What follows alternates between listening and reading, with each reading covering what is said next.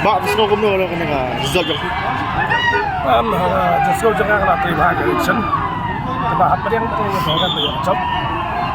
Mana nak terima di kapal mana. Jadi kalau sekarang ini berjob untuk terima.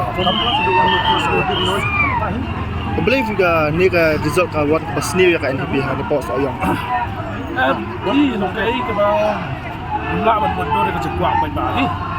Jadi saya terima baik-baik yang ada di tempat sini. Ada kedip kesan ke sekolah di sini. Gimana bentuk dia kenal.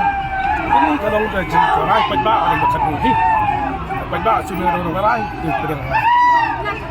Itu bisa mak jadi switch curi dengan NPP kita ke bawah jadi geram jadi tim masih. Bukan dia.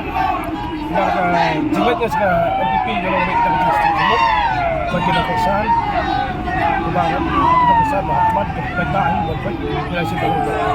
Hari betong berarti NPP itu kemudian. Dah, pelan je.